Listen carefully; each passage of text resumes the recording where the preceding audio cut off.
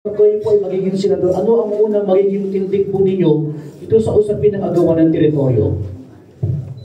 Gusto ko ipaalam sa lahat, no? Pinyente pa lang ako, bagong report sa Marines na nagbabantay dyan sa West Philippine Sea. No? 1985, nung iniwan ng Marines yung West Philippine Sea. Bakit kamo? Dahil nga sa insurgency. Nilipat kami sa Bicol, no? Camarines Sur, Camarines Norte. Dahil sa insurgency, ang Marines, sabi nila, very effective daw na maneuver force.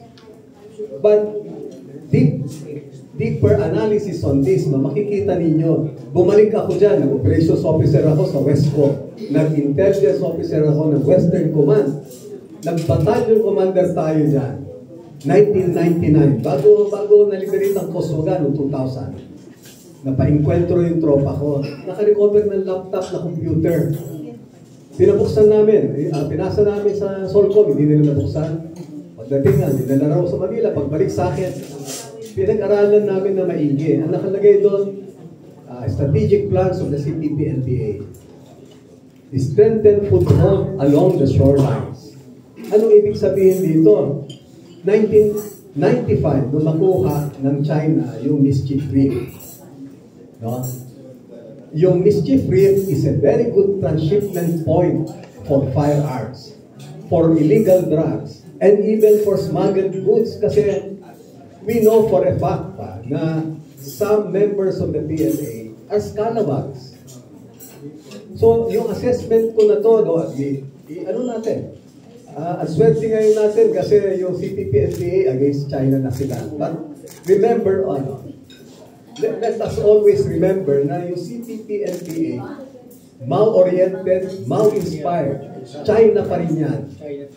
Allegedly, yung nagpapadating, nagbibigay ng mga armas sa ating mga kapatid ng mga secessionists noon, Pakistan, a surrogate of China. So, doon mo makikita kung gaano kalalim yung pinaghandaan ng China, naguluhin tayo internally, mawalan tayo ng focus dyan sa West Philippine Sea. Itong assessment ko na to, ginamit ko ito ni Senate President Enrile nung siya yung sa isang privilege speech siya. So yan ang nangyayari ngayon. Ngayon, slowly, dahil nga sa yung NPL-LCAC nila Colonel Capuyan, very effective, no? Di nag-shift na tayo from internal to external. Pero ang labanan ngayon dito it's all preponderance of forces.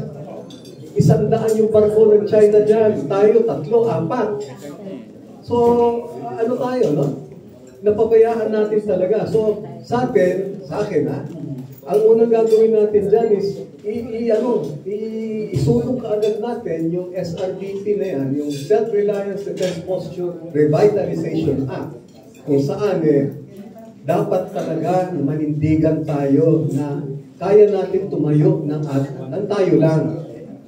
Kasi tayo ngayon, sumasandal tayo sa superpower kasi binubuli ka ng isa.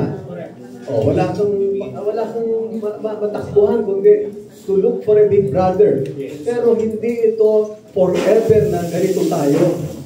Na dependent tayo sa isang superpower. Kasi kung kaya natin tumindig on our own, mas marami pa tayong concessions na makukuha. Kasi yung strategic location ng Philippines, no, dito sa Asia Pacific na to, pinag-aagawan tayo ng mga superpowers. So it's just a matter of ipakita natin na kaya natin tumindig on our own. Magpalakas tayo. So ang gawin natin, dagdagan natin ng budget, yung Defense and Security Forces, dahil sa West Philippine Sea na yan. Para maparami natin yung barko natin, maparami rin natin, mapalakas natin yung Air Force yan, yung Navy, yung Coast Guard natin, and even yung Maritime, PNP Maritime.